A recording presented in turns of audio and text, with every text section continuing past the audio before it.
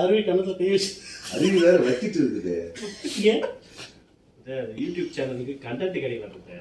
டேய் இதெல்லாம் ஒரு காரணம். ஐயோ எனக்கு அவ்வளவு ஆத்திரம் வருது. இந்த கண்டென்ட் தொல்லை தாங்க முடியலப்பா. ஆனா இந்த யூடியூபர்கள் டெய்லி கண்டென்ட் பேர்ல அப்படியே எங்க பார்த்தாலும் திரிஞ்சு எழுதுறேன். அதுக்கு ஏதாவது ஒன்று பண்ணி கொடுங்க சார். பேசாம இருக்கிற ஏதாவது பேசுடா. நீங்க தான் கண்டென்ட் கிங் ஆச்சா. கொஞ்சம் லைட்டா அப்படி தூவி விடுங்க. கண்டென்ட் கிரியேட்டர், கண்டென்ட் கிங், அது என்ன சொல்றது, குயின், அது வந்து எல்லாமே அதனால யூடியூப் சேனலுக்கு ஒரு கண்டென்ட் கொடுங்க. தயவு செஞ்சு கொடுங்க சார். ஊருக்கு போறதுக்கு முன்னாடி என்ன கண்டென்ட் வேணும் உங்களுக்கு? எதனா இருக்கலாம், சோசியல் அவேர்னஸா இருக்கலாம். ஆனா இந்த மக்கள் என்னதான் நம்ம சோசியல் அவேர்னஸ் போட்டாலும் சட்டம் பண்றது கிடையாது. ஒரு செகண்ட் மேல பண்ணா பெருசா சோசியல் அப்படின்னு சொல்லிட்டு தள்ளி விட்டு போயினே இருக்காங்க. என்னடா சொன்ன நன்னாரி நார சம்பந்தமே இல்லாம ஒரு கண்டென்ட் போட்டா அதை மணிக்கணக்கா உட்கார வச்சு பார்த்துட்டு இருக்காங்க. நோய் என்ன நீ பைத்தியக்காரனவே நினைச்சிருக்கிறல்ல நீ? சம்பந்தமே இல்லாத ஒரு கண்டென்ட் எதாவது கொடுங்கன்னா நீங்க கொடுக்க மாட்டீங்க. நீங்க சோசியல் அவேர்னஸ் சம்பந்தமாச்சு சமூகம்னு அதுல என்ன உடனே ரீச் ஆகணும்னாக்கா ஒரு டான்ஸ் ஆடி ஒரு வீடியோ போடுங்க. கண்டென்ட் தான். என்னென்ன சொல்றோம் பாருங்க. கம்பி கட்டுற கதையெல்லாம் எடுத்து போடுறாங்க. உடனே ரீச் ஆயிடுங்க. டான்ஸ் ஆடுறதா பாக்குறது யாரு கூட வந்து ஆடுறது?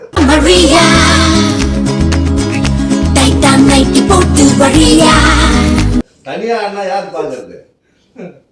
அதானே சார். ஐயோ இங்க பாருங்க சார், ஒரே பைத்தியங்களா இருக்கு sir. Sir SI sir. Sir உங்களுக்கு தெரிஞ்சது ஏதாவது பொலிட்டிக்கல் கொடுக்குறீங்களா? ஐயோ தயவு செஞ்சு வந்து பொலிட்டிக்கல் கொடுத்து வச்சு செஞ்சிடாதீங்க. என்னால பார்க்க முடியாதே. இவர் ஆல்ரெடி வந்து இவரை மார்க் பண்ணிட்டாரு. அவர் வாண்டட் எலெக்ஷனுக்கு முன்னாடி போட்டு தள்ளிக்கிட்டே இருக்கிறாரு இவரு.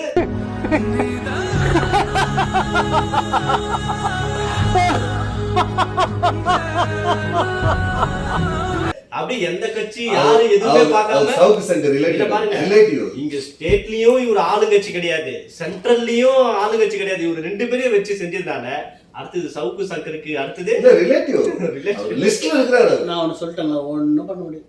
ஒன்னும் பண்ண முடியாது பிரான். அளப்பட சோடிங் பிரான். சார் இது மாதிரி சொன்னவங்க தான் போயிட்டு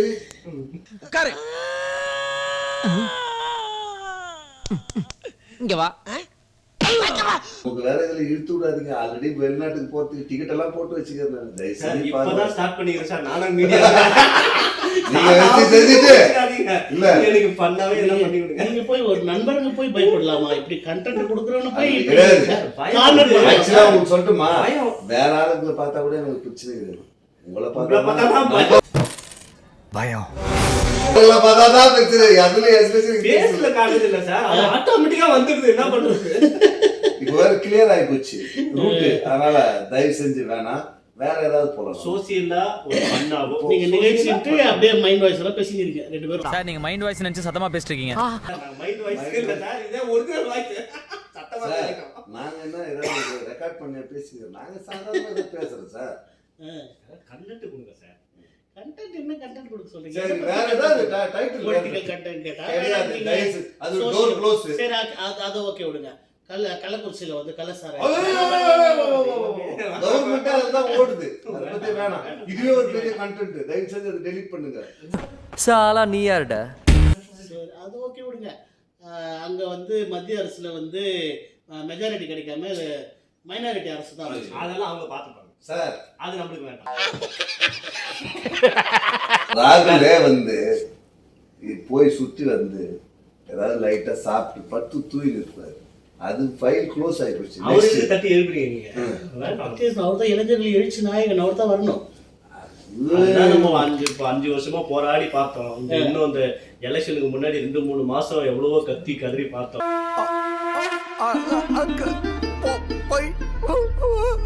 அது நடக்கல. இல்ல அவருடைய உழைப்புக்கு பலன் கிடைச்சிச்சு. அது நம்ம ஒண்ணு ஒத்துக்கணும்.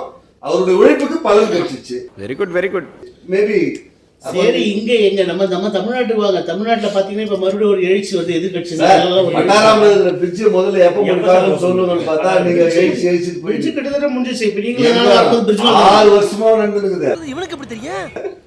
6 வருஷமா எங்க ஆட்சியில இருக்கும்பொழுது இது ஐயோ, சூப்பர். ஆமா சாமி.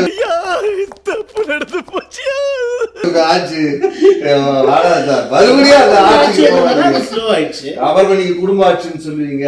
அதெல்லாம் வேண்டாம். அதெல்லாம் வேணாம் சார். நம்ம அரசியலே வேணவே வேணாம். இவனை வெந்நீர்ல முக்கி பெரிய சைஸ் பைய நாய்க்கு ஊத்திடலாம். அரசியலே நம்மளுக்கு வேண்டவே அது வேண்டாம். என்ன பண்றது? ஒரு அரசியல்வாதி கூட்டிட்டு வந்து உட்கார வச்சுட்டு நீங்க பேசுறீங்கன்னா அரசியல் தான் ஒரு நடுவுல.